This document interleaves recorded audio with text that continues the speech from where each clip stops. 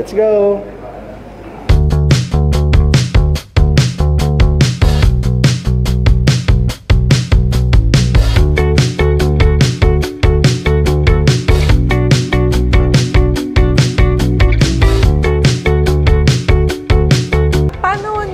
Nalaman itong workshop? Through Facebook po. Through Facebook. Nanonood po ako ng mga videos. Sa Facebook po.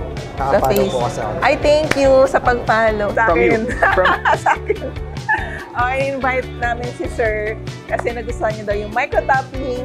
Kaya sabi ko, why not join sa seminar? Kasi i-discuss din siya. When I came here, I did not know this is connected to GP.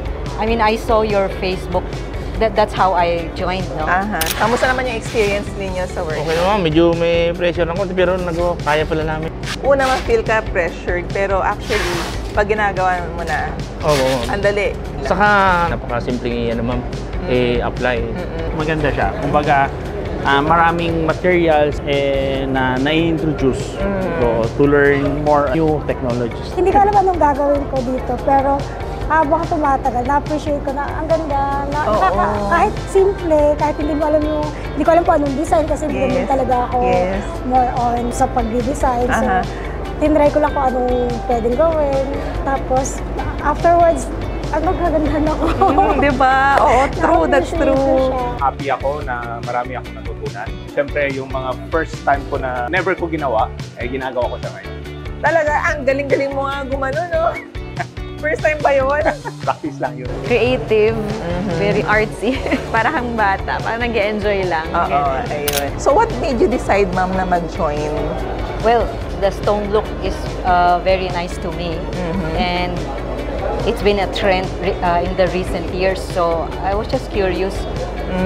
There's this opportunity, okay, fine. Yes, tama. Kasi sinendan lang kami ng video ng boss namin. Kasi may gusto kasi siya sa office niya, nagagawin namin ng mga design.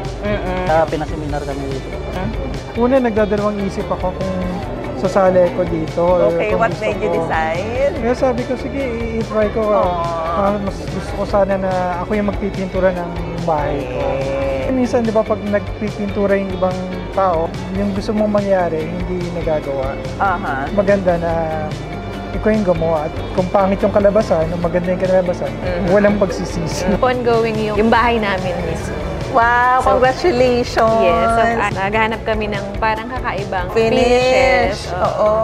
We have a small business kasi na leasing. Kasi pag umaalis kasi yung mga tenants, so you have to retouch. Aside from that, yung sa house, personal use din. Kasi nakikita lang namin to sa mga tipo, ganyan. Tapos ang alam ko lang talaga before, mga stoneworks lang. Hindi ko alam na may ganito kami. Interesting kasi paint works So, marami na palang methods ng painting. So sir, can you invite them to join the training as well? I'm inviting everybody to join Earn and Learn to experience firsthand how to do this product and a potential to earn. Join kayo dito, masaya. Baka katulad ko kayo na mga gustong gawin, tapos pagdating dito, hindi nyo alam kung ano gagawin nyo, what is your idea, pero afterwards makikita nyo yung product na ginawa nyo, so ma-appreciate nyo talaga siya. Ang ganda, tsaka lahat ng product nila ang ganda. Kung creative po kayo and katulad ko po kayo na homeowners, hindi po mag-DIY, swak na swak po sa inyo itong training na to.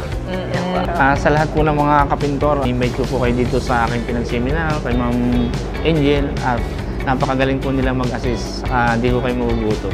Sa mga profiles po, ano po yung nagustuhan nila? Lahat. Wow, lahat! As in lahat. Interested ako dun sa micro-topping, tsaka Micro-topping. yung stamp concrete.